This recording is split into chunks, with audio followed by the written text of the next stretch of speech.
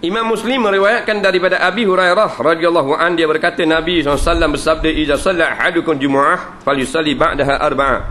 Bila seorang kamu sembahyang Jumaat, maka sembahyang 4 rakaat selepasnya. At-Tirmizi meriwayatkan pula Ibnu Mas'ud radhiyallahu an sembahyang 4 rakaat sebelum Jumaat dan 4 rakaat selepasnya Jumaat. Ibnu Mas'ud sembahyang 2 rakaat muakkad, 2 rakaat tidak muakkad sebelum sembahyang Jumaat. Jadi nampaknya tak ada salah. Apatah lagi difatwakan oleh imam-imam yang mujtahidin bahawasanya memang sunat solat sebelum daripada solat Jumaat. Dan orang hal lain yang tak sunat mazhab lain.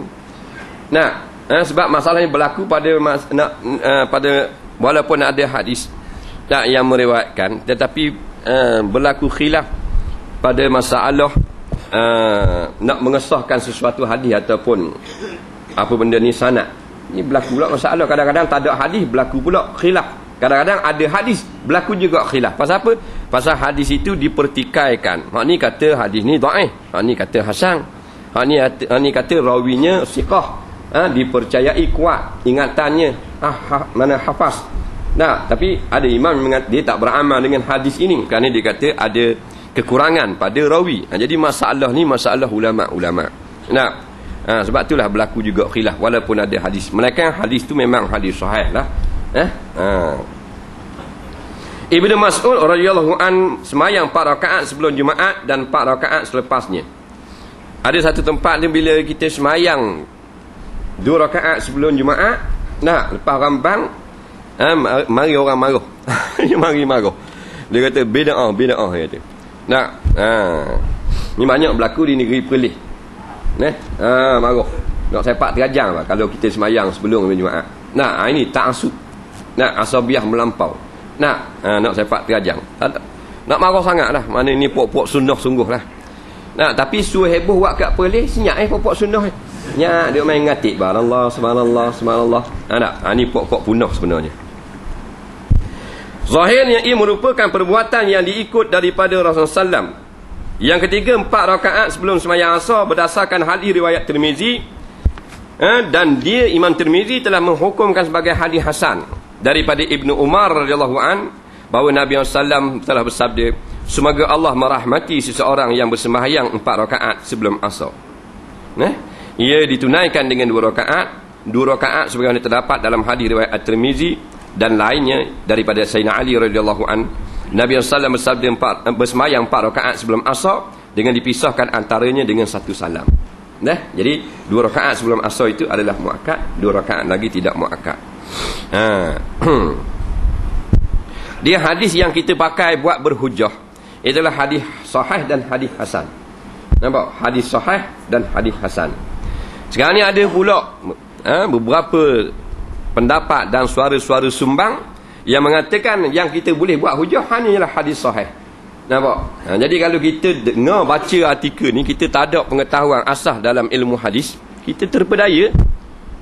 Kita duk ingat makna sahih ni hadis betul lah. Lain pada sahih tak betul. Padahal ulama-ulama sepakat bahawasanya yang dia pakai buat berhujah itu hadis hasan dan hadis sahih. Yang berlaku khilaf saja nak buat hujah pada masalah hadis dhaif. Jumhur ulama mengatakan tidak dipakai buat hujah. Sebahagian ulama saja yang mengatakan boleh dipakai buat hujah walaupun hadis dhaif.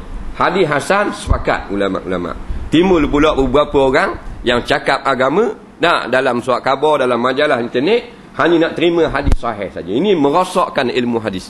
Ini bukan daripada perkataan yang benar. Jelas salah. Ambillah mana-mana kitab mustalah hadis ataupun hadis dirayah, mereka semuanya mengatakan bahawanya inilah pandangan yang paling kuat dan paling ramai di kalangan ulama-ulama, iaitulah hadis hasan adalah sama dengan hadis sahih, cuma bandingannya syaratnya sedikit kekurangan daripada syarat hadis sahih itu saja. Ingat, kalau ada orang kata hadis hasan tak boleh buat berhujah, orang ni salah, tak boleh ikut dia. Kerana apa? Yang kata hadis hasan ni dipakai buat berhujah ada pandangan ulama-ulama besar. Nampak? Al-Imam An-Nawawi rahimahullahu ta'ala, Imam Ibn Salah, dan ramai lagi imam-imam yang pakar dalam ilmu hadis. Mereka ini Apa benda ni? Diakui ahlinya dalam ilmu hadis oleh dunia Islam ni. Bukan UIA saja, dunia Islam. Bahkan hadis dhaif ini sebenarnya boleh kita pakai dan amal untuk benda-benda yang sunat. Nampak? Banyak kali dah kita terang. Boleh pakai untuk amalan sunat. Boleh. Yang tak boleh buat berhujah ataupun amalan-amalan wajib. Nak membatalkan pernikahan seseorang dengan hadis dhaif, tak boleh. Nak memotong tangan pencuri, berdalil dengan hadis dhaif, tak boleh. Tapi nak ambil amalan fadilat, kelebihan bersugi, kelebihan memakai serban, kelebihan pakai minyak atar, solat sunat, boleh beramal dengan hadis dhaif. Kata Al-Imam An-Nawawi rahimahullahu ta'ala, ma lam yakun mawdu'a, selama bukan hadis rekaah. Kalau hadis reka tak boleh.